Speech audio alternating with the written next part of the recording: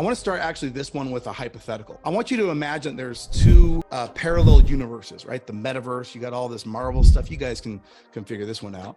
I want you to imagine that there's this hypothetical agency owner named Bob, all right?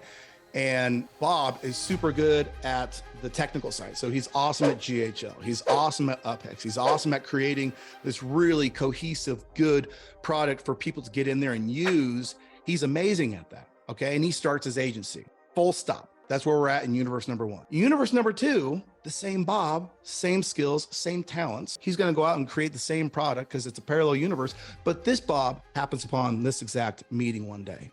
And he says, you know, I think I'm going to go out and find a partner that is equally as good at selling, communicating, persuasion, wants to learn about how to sell. I think I'm going to go out and find me that person. And those are the initial conditions. So Bob goes out and he finds Stan. Stan loves to talk. He loves to hear the sound of his own voice. Stan studies. Stan sells. Stan can talk to anybody.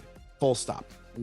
In which universe one of them fails and one of them succeeds? In which universe, if you had to bet all of the money that you'll ever make in your life on one of those people, who is going to win? Bob and Stan or Bob alone? It's not even a question. So many people just focus on the wrong things. What changed? The initial conditions. The initial conditions are the only things that changed. Bob got no better at the communication sales stuff. Stan got no better at the technical stuff. Bob was just going about it from the very beginning. He was just going about it all wrong. Too many people either start this business all by themselves because they think that's what you do. They get the entrepreneurial bug and they're like, oh, I gotta go at this alone. And they think that's how it works. That's number one. Or number two, they're so focused on keeping 100% of their great that they forget that if they had 50% of a watermelon, it would probably end up being a lot more for them. I used this exact process when I got into the agency business. In 2015, when I started in this agency business, I got the bug, you know, like everybody talks about gold fever. We got digital gold fever. I got digital gold fever. And I was thinking, all right, I'm going to go out. These funnels are easy to build. Everybody says I just click them and I hack them and I blah, blah, you know, those are the words that people were using. So I went out, I started doing that.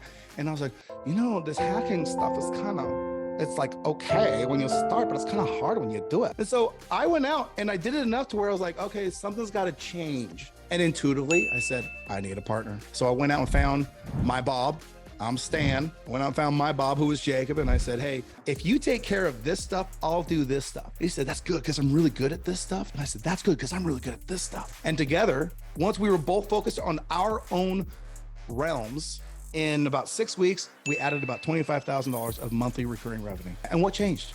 The initial conditions, the starting place. That's the only thing that changed. The beautiful thing about picking a partner, if you do it right, is when you have somebody who's so good at one thing and you are good at the other thing, guess what you don't need? You don't need contracts. You don't need agreements because you rely on that other person. If they are so good at that thing, you're like, oh, I can't lose that person. And if you are so good at the other thing, I can't lose that person. Jacob and I had no agreement for like 3 years. We worked together. The name of my agency was called Rising Tides Digital Marketing. Stupidest name ever, dumb, whatever. And his was called 25th West. I'm like, that's a little bit more mysterious. I kind of like that. So we kept his name. Who cares? The point is, you might feel like you can go faster doing this alone, but you're going to go a lot further going as a team. All right, guys, hopefully you enjoyed that video. Before we conclude here, I wanted to give 2 more pieces of actionable advice. Number 1, if you're picking a partner, sometimes it's hard to know who's going to align with you the best, you know, who's going to complement you the best. All I would say is find similar ethical backgrounds, moral backgrounds, religious, whatever, marital, whatever your beliefs are, find somebody that aligns with that. That way you can get along for a long time and you have some common ground. That's number 1. And then number 2, there's a website called 16personalities.com. It is well worth a assessment of yourself as well as a partner that's coming in. You want to make sure that you have complementing skill sets, not the same skill set. Okay, if you're an E-type personality, pair up with an I-type personality. That's a great complementing way to structure your partnership. So hopefully the video was helpful, and hopefully this will be your first step into going and crushing it in the agency game. See you on the next video.